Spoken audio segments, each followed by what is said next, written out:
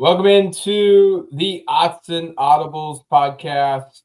I'm at Prehm, Erik, Skopil on the show as always, and it's a blurry of days because the football schedule for the playoffs is just a little bit different. So it's a mailbag. It's not Monday. We're also not going to dive into the mailbag until about the third of the way into the show because we actually, Erik, for the first time all season, for the first time probably since spring of 2024, I think, maybe 25. The last time, because I was talking about this with James Creppy on the way out, it was when Oregon was in Pasadena for the Rose Bowl on, I believe it was January or December 30th of 2024 was the last time we were in there. We got to go watch practice, or we got to go watch guys kind of do their stretching and mingle about in their position groups. And then we did see a little bit of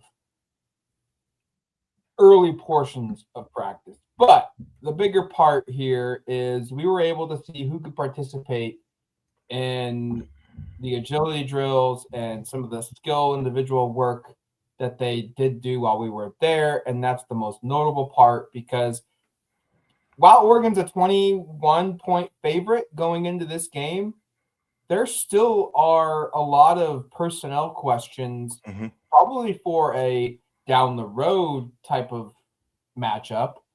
Oregon should win this game regardless if these guys play or not. But down the road, it could be the difference in a win. It could be a difference in a blowout. It could be a difference in a loss. Guys participating. And at least for us, it's the first time in a long time. Yeah, we basically traded a Monday mailbag for open practice access. I think that's a trade I know the two of us would take. I think all listeners would take just to get some level of clarity. And before we even jump into this, because I think most listeners have seen the reporting. This was all up on Duck Territory and various websites Monday.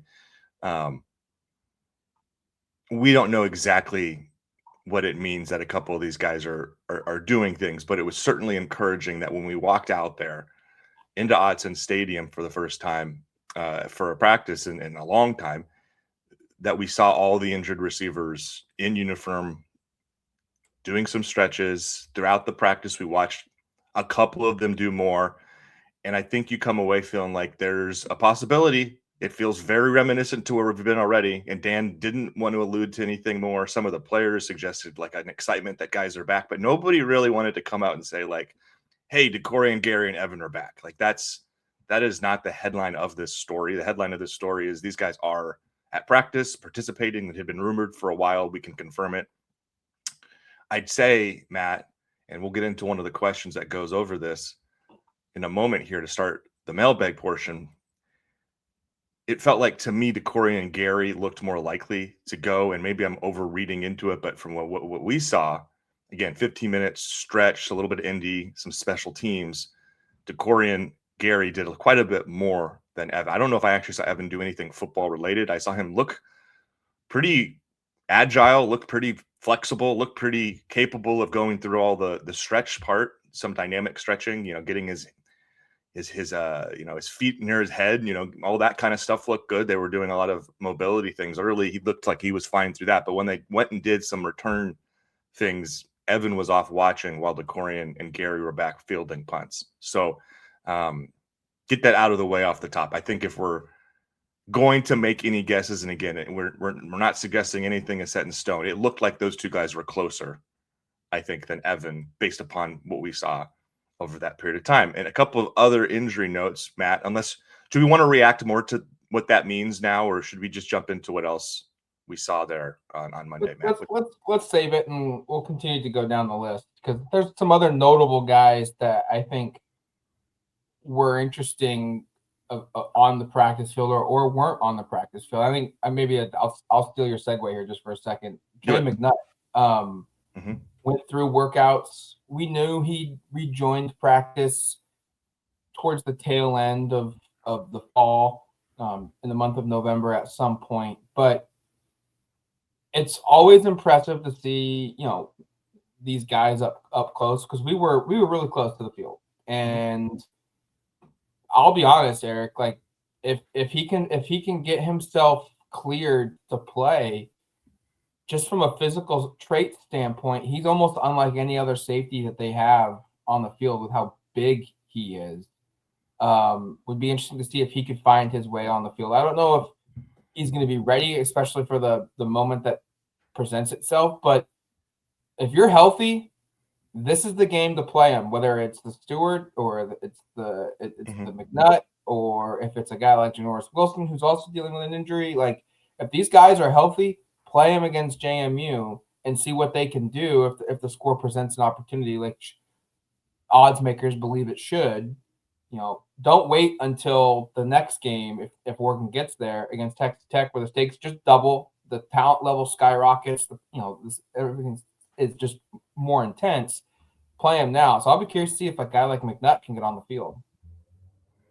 And that may be, by the way, something we talk about after the break. We got a question from the Duck Territory message board about that I think is kind of interesting. The other injury / availability things of note, did not see Janoris Wilson. Thought that was pretty notable. He was injured either at the tail end of the Iowa game or following that game. He obviously filled in as a starter for Alex Harkey. I thought played admirably in that game and has not been available since. Based upon his lack of participation, seems likely he's not somebody that will be available this week and probably not for a while. That's just kind of reading between the tea leaves. If a guy's not practicing, probably doesn't mean he's close. Did see Jaden Lamar. That was a positive. I know he was a captain against Washington, didn't end up seeing the field, but he's been out since, I believe, the Rutgers game. So that's been quite a while. And then DeJohn Riggs was not seen either. That's another running back who's been injured. He's been out probably a similar amount of time to Jaden. Can't remember off the top of my head when exactly he was last seen. I think he did play against Rutgers and actually had a pretty good run of game action at the end of that, but he was not seen. So I think Lamar maybe is available. Didn't seem like Janoris or Riggs will be. And then one other thing that we can, and again, this will be something I think we talk about more later on the show, because with that question that I kind of mentioned earlier, Mekhi Hughes still with the team practicing. I think we knew that, but I don't know if we'd seen it or been able to confirm it, certainly in terms of a practice. Like, I'd seen him on the sideline with the running backs celebrating touchdowns or big plays or just, being with the group, but he is still in uniform, still with the team. That might mean something. That might not mean much in terms of what they, in terms of utilization going forward. But that was another update. And then just the last one, and this one is not injury related. It's just who's in Eugene with the team related. No surprise, Will Stein, Tosh Lupoy still out there, still leading their groups, still looking like guys who are coaching. We talked to Will on Monday. We'll talk to Tosh here in about a little over an hour and a half, previewing the opening game with James Madison. But, that was the reporting that those guys were going to be around and available. They certainly look like they are. Positive developments there. And certainly, if you haven't, you should go check out some of the stories we've got over on Duck Territory with comments from Will about his decision and how he would have felt like a fraud if he didn't take part in all of this, and kind of how meaningful this place was to him, even though now he is the head coach at Kentucky. Yeah, and he echoed those comments are also felt by Tosh, and I anticipate in the next 2 hours when we go and speak to Tosh that he'll echo sentiments that are very similar to what Stein said on Monday. And honestly, like,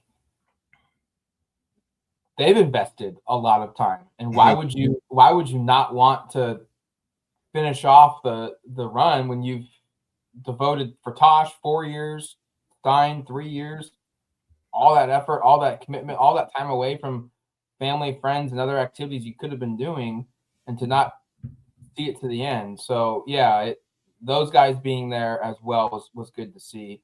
I thought it was a non-story. Social media and message boards felt like it was, that Mekhi Hughes was spotted during warmups and was doing things.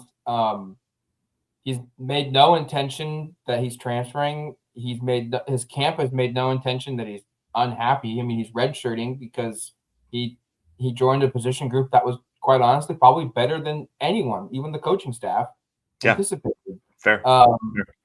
And so he's redshirting to preserve a year of eligibility. His brother is on the team. His brother is playing. Doesn't sound like brothers unhappy either. I didn't think it was a story, but apparently people did think that Mekhi Hughes being seen at practice was another one, just from a potential portal distraction. Mm-hmm. Yeah, no, I mentioned that a moment ago. Like I think people assumed incorrectly that once he was shut down for the year, he'd like taken off and headed back home to Birmingham or something. No, he's still with the team, and honestly, like, there's a question, a moment here about the red shirt rule not counting. I'll just kind of preview it by saying, like, I wouldn't be surprised. Like, these games don't count toward red shirt for him now.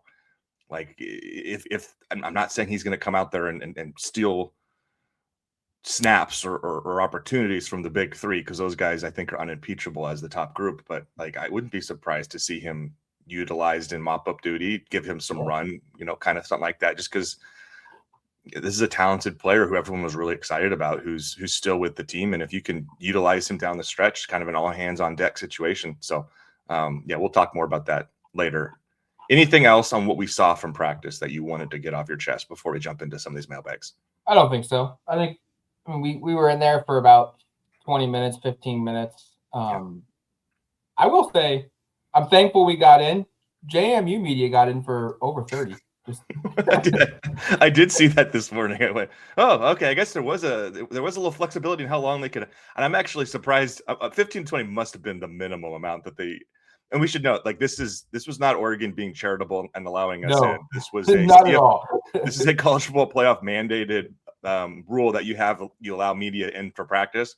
15-20, I'm guessing, was the lowest number possible, because I was not surprised to see other schools getting a little bit better access. But hey, I was just thrilled to be in there. I thought we saw some interesting things. I think fans were excited to at least see, and we got a couple photo galleries. Matt put one up earlier in the day. We got one from Jason, one of our photographers, up later. So there's a lot of shots up if you're interested in looking at that. And I think for fans, it was just exciting seeing, hey, there's Decoy, Evan, Gary, Trey, all these guys in uniform participating, because there was just no clarity on any of this for anybody outside the program of kind of where things were at. So even though it's not a massive update, Dan was as non-committal as possible. Like, hey, they're closer to playing today than they were yesterday. Like, okay, great. I think we all kind of understood that.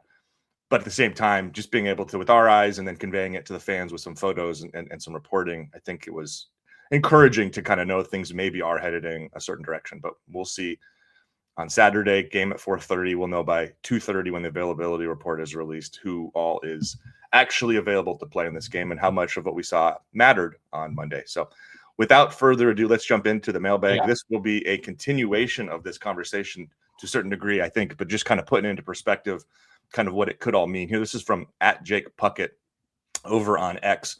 What are the chances you guys think the Ducks get Moore and Bryant back this week? How important is it for them to knock off some rust in order to be rolling into the second round? Second round game would be against Texas Tech in Miami on New Year's Day. I was encouraged by the fact that they both were returning punts, Matt. Usually that's a sign of something. Yeah.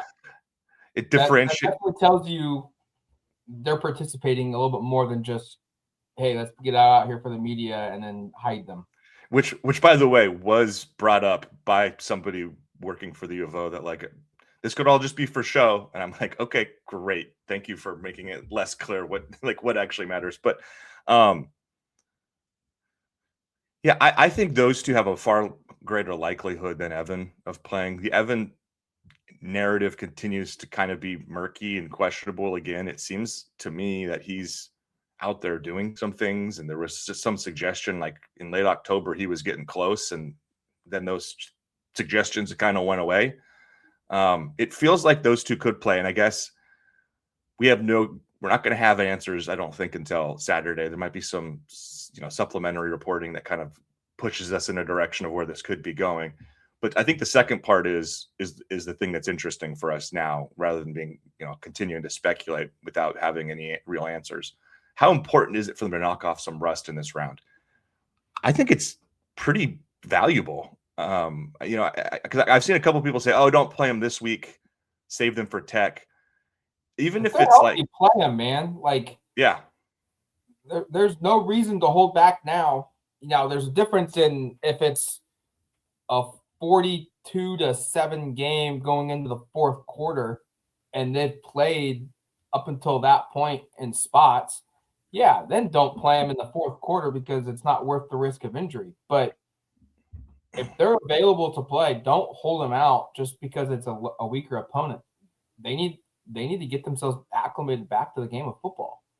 And the other thing I will say, I think it's important they knock off some rust. I think it's also, and this gets overlooked a little bit, the cumulative effect of having Malik Benson and Jeremiah McClellan play 50 to 60 snaps in a game. We saw Jeremiah go down a little bit against USC, but this is just the reality when you're playing Ironman football and you have basically no reserves. I mean, Justice Lowe was the only other outside receiver available for the last 3 to 4 weeks there.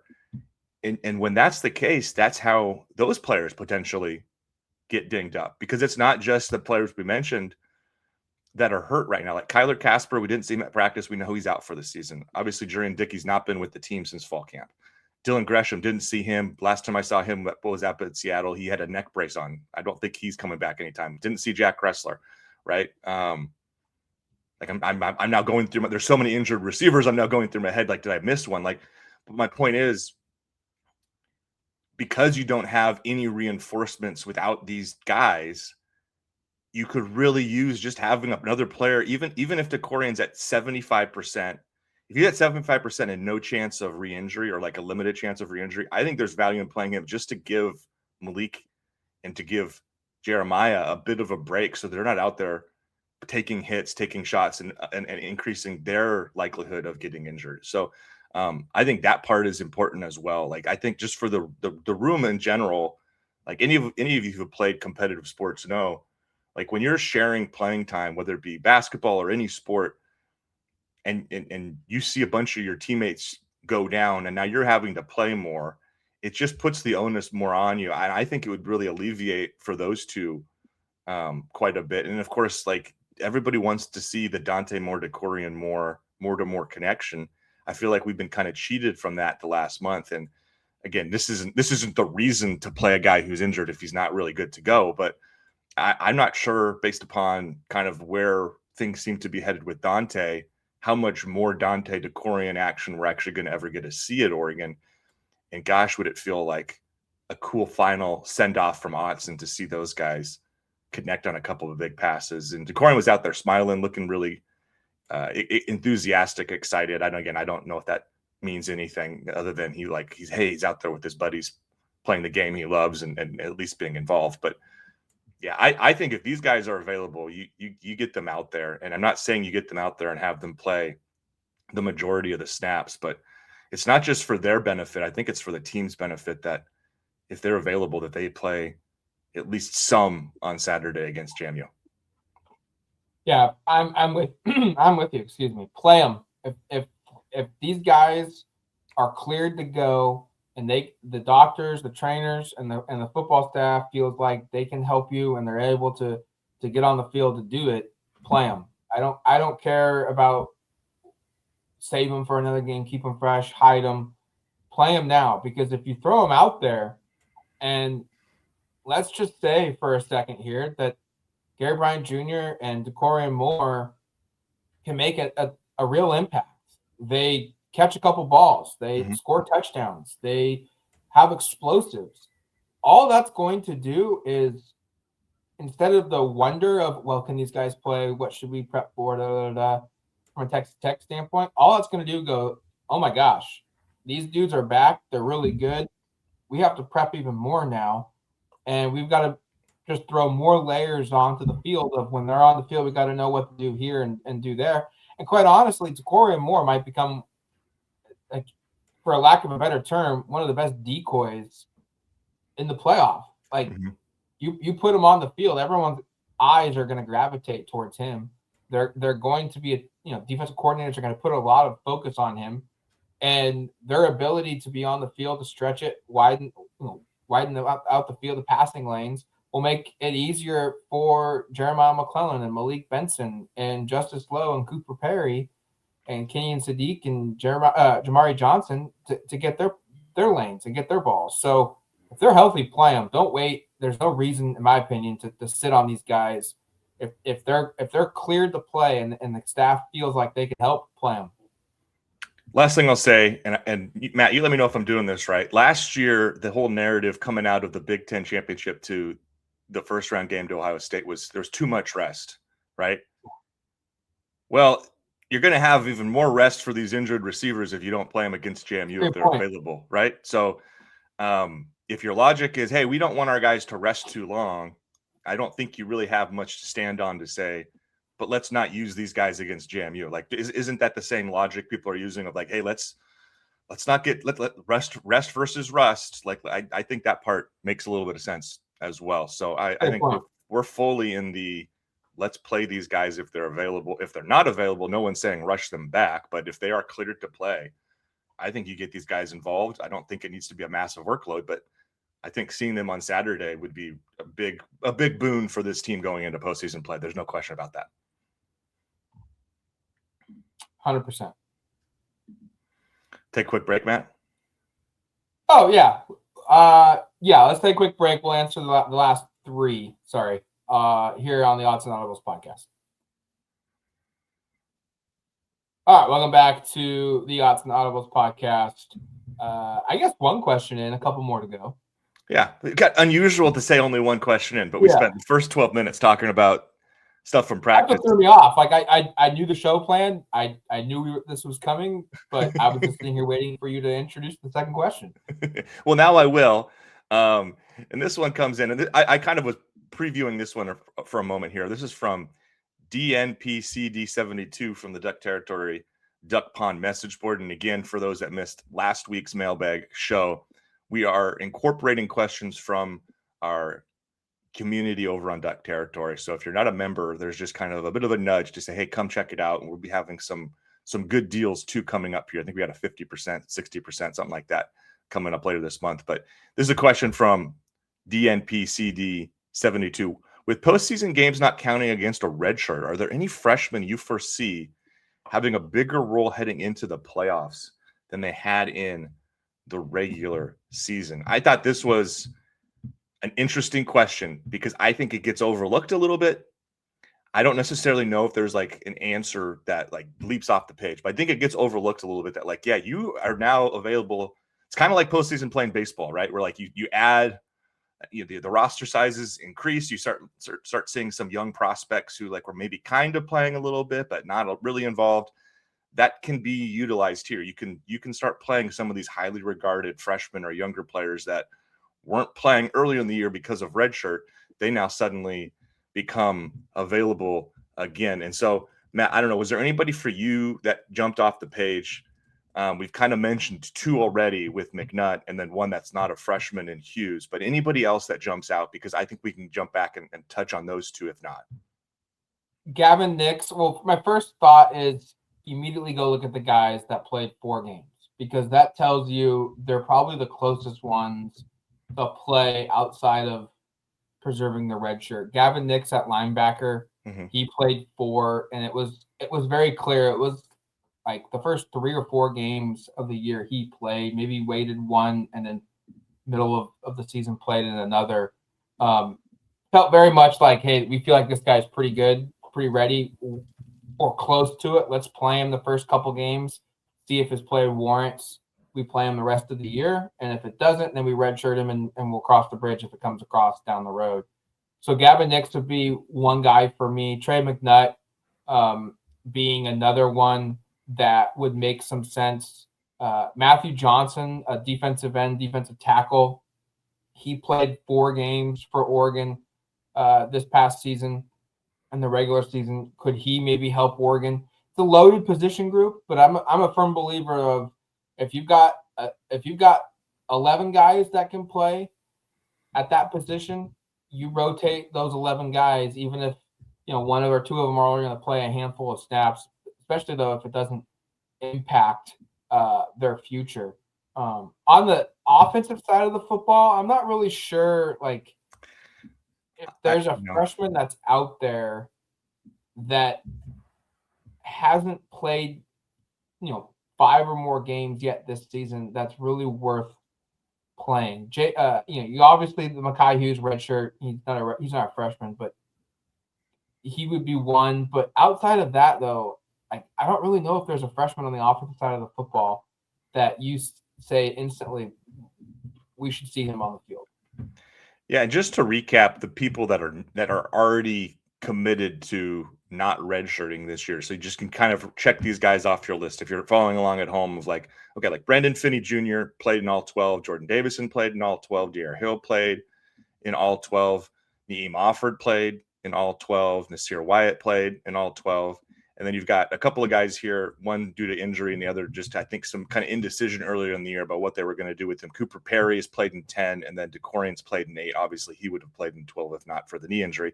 So you can cross all those guys off. And I think the one thing that Matt just alluded to, there's not a whole lot left on offense once you get through those names we just ran through. And it's because, like, those are the names you were excited about as skill players in this 2025 recruiting class to begin with. And it's pretty notable that like 2 running backs, 2 receivers are avoiding redshirt from this class. So those are the true freshmen of note there.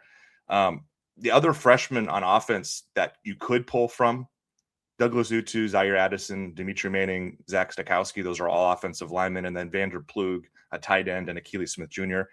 I think pretty clearly you're not incorporating extra offensive linemen into any sort of game plan. And if you are, it's not these guys. Like if you were to, I don't know, Will did joke like they could play 10 offensive linemen and 1 quarterback, by the way. And if they were serious about playing extra O-line regularly, you're probably looking at like a Fox Crater, right? Like a Kavika Rogers. You're not looking at one of these names. So I think you can scratch all the O-line off the list. And then it doesn't seem likely that they're going to play Plug or Achilles Smith Jr.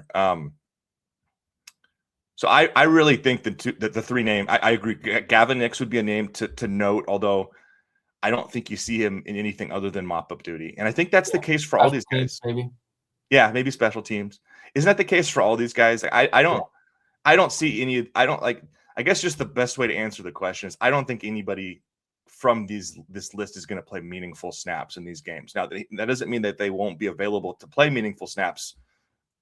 Knock on wood, if there are injury, but like it's pretty clear that Dylan Thieneman and Aaron Flowers are your safeties. And they are, I believe, leading the team in snaps played. And that's not unusual. Safeties at Oregon usually don't see the field or don't leave the field much once they've established themselves as the guys. Trey McNutt might be a better player than one of them ultimately. Like this guy's a big-time prospect. It wouldn't be surprising to me if he ends up having an awesome career here.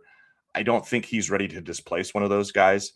And then Mekhi Hughes, like I'm kind of fascinated on like what could they actually ask him to do, or how could they incorporate him that would be meaningful? Because you don't want to take anything away from Noah Whittington, Jordan Davison, and De'Aaron Hill. Like those are your 3 guys. I think Jaden Lamar is next in line. It looks like he's available to come back. So if you're saying Mekhi is your number 5 running back, what does that actually mean?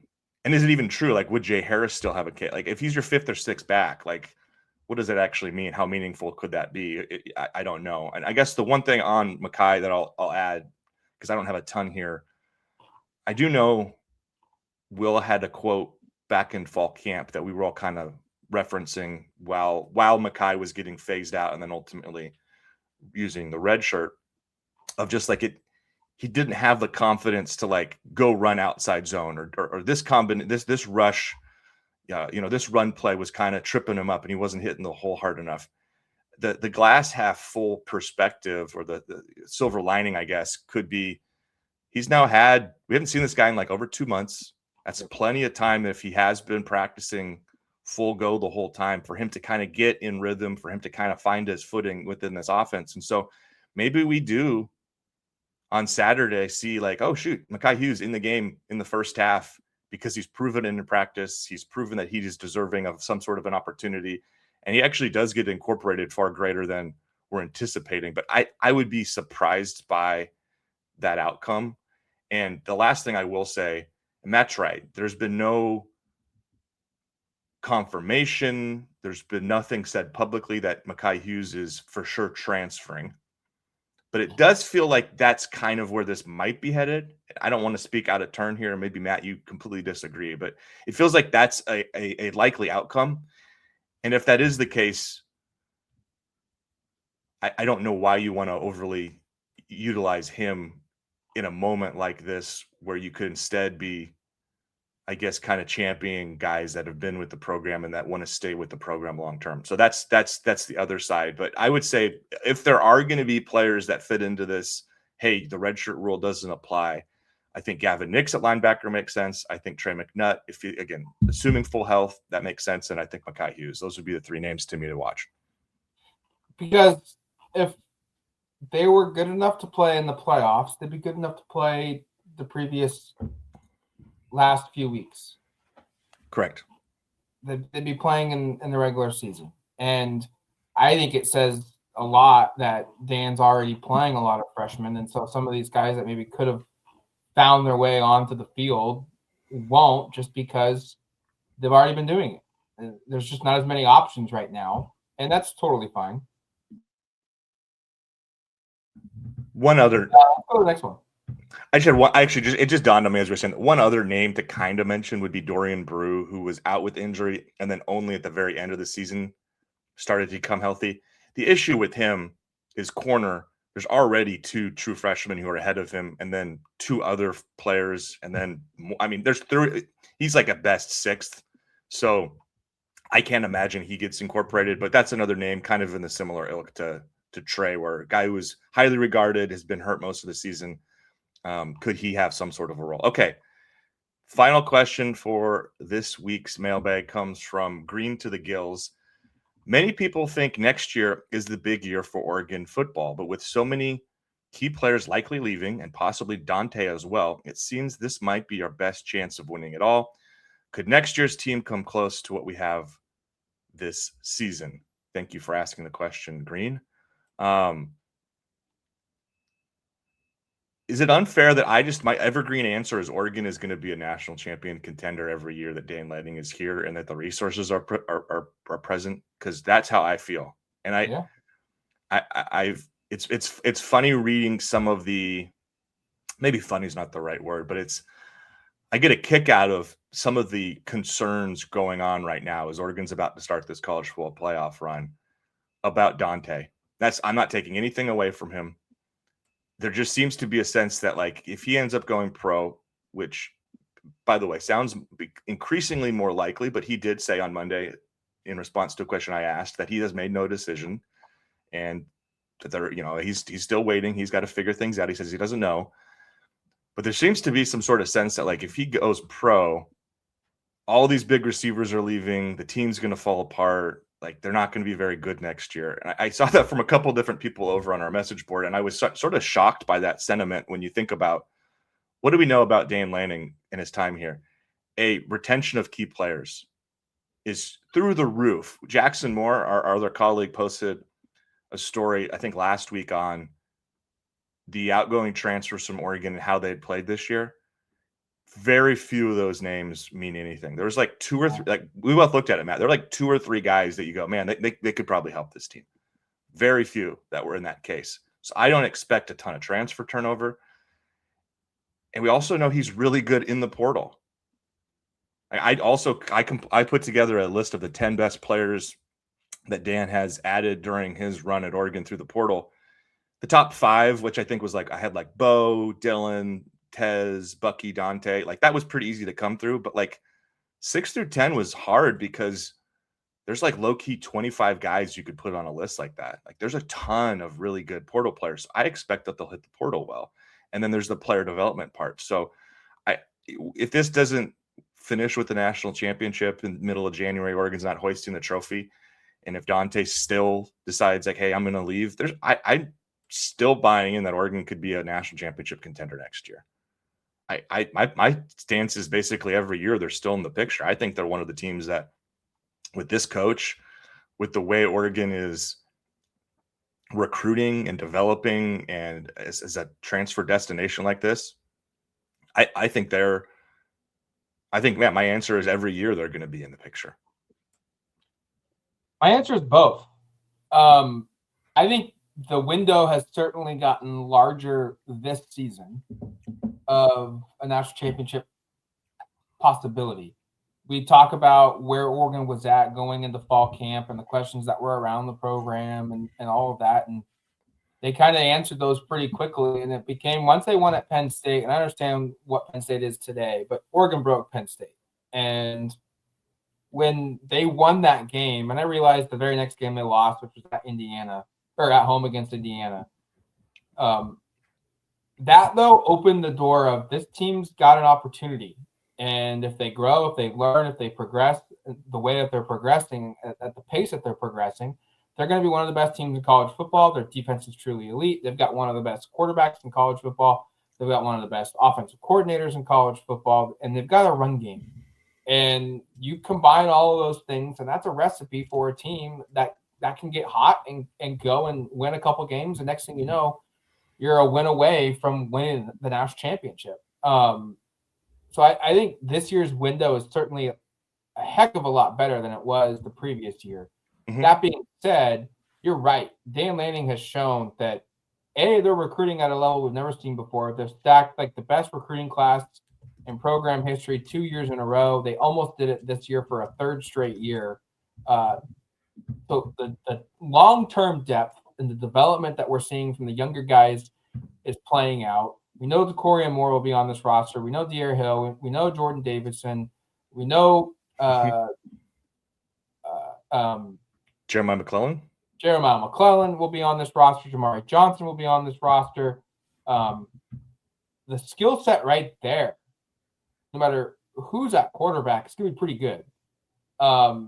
You've got the pieces on offense, if Dante Moore goes pro, to go out and attract one of the best transfer portal targets that will be in the market this season. And I fully expect that's what Oregon would do. And you're right that Lanning's history and track record and hit rate on the portal across every position on both sides of the football is unbelievably high. And you know that this team doesn't lose starters. They don't lose contributors. It's guys looking for more playing time. It's guys who haven't seen the field. It's guys that haven't panned out from a recruiting ranking perspective when they arrive at Oregon. I mean, have we even seen a multi-year guy portal into Oregon and then portal out of Oregon? I don't think that's happened. Just off the top of my head. I mean, even the guys he brings in from the portal, they stick long term, or they leave early for the draft. So I can't think of a single portal in, portal out. Am I crazy? I don't know one. I mean, we might see it this year with Makai Hughes. I'll keep thinking, but that's a good point. But the point is he hits home runs and every single time. And sometimes a home run is this guy needs to come in and he needs to be the best backup at the position in the conference. And sometimes it's this guy needs to show up, and at minimum, we just need him to be a serviceable rotation guy. And those are just as important home runs as going out and landing Dylan Thieneman, who comes in and is an AP All-American at safety, because he fills, the staff does a really good job of filling its holes, filling its gaps, and creating a roster for that year that's complete and ready to go to compete for a national championship. So, yeah, I'm with you. I think in 2026, even if Dante Moore goes pro, they have to replace a quarterback for what would be the, fourth straight year at Oregon. They will still be one of the schools that will be viewed as a national champion caliber team, because they're recruiting at a high level from that they've never seen before from a high school perspective. They attract the best portal transfers. Their development at Oregon is unreal, and the talent level itself is just going to keep rising, which will give them a path to that playoff. Casey Kelly, I guess, I just was thinking of other players that portaled in and portaled out.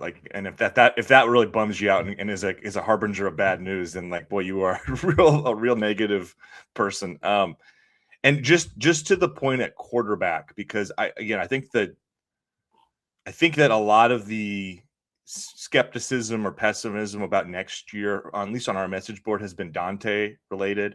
I'm not saying there's a player in the portal as good as Dante Moore, because if you're going to be a future number 1 overall draft pick, you're probably not in the portal.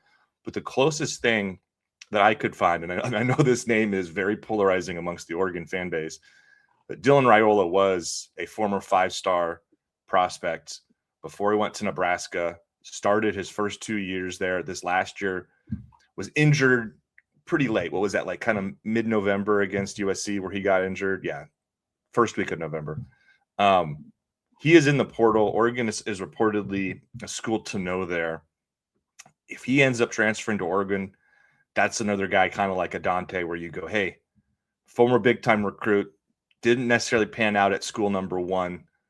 Oregon is a fantastic school. We've seen it with Bo. We've seen it with Dylan. We've now seen it with Dante at kind of rehabilitating quarterbacks.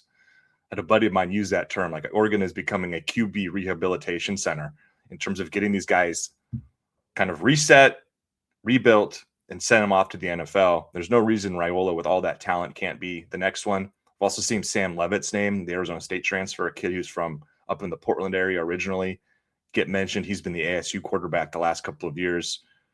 Pretty high highs, kind of some frustrating lows, I think, at times when I've watched, but for the most part, a really high-end player. Those are two quarterbacks that if you add, I'm not saying you're looking at Big Ten first team all conference players, because we should know, like Dante wasn't even first, second, or third this year, which is kind of wild to think about. That's hilarious to me. A lot of talent. There was some pretty high-end quarterback talent in this conference with Mendoza and Sayan, and I believe Mayava from USC was the third, and that was purely statistic-based, not the intangible parts. But needless to say, I think Oregon can be solid at quarterback next year. There's not a clear replacement starter on this roster, by the way. Like, it's not going to be Brock Thomas. He's never going to be the full-time starter at Oregon. Hate to say it, Brock, great story, but he's not built that way. Don't feel like Austin or Luke are going to be the guys. I don't think Achilles ready to be the guy. And that means go hit the portal. And if it's Raiola, if it's Levitt, DJ Lagway's name just got thrown in there. There hasn't been any reporting that he's necessarily of interest, but that's just another former big-time prospect, a player that people are excited about that's also looking to find a new destination.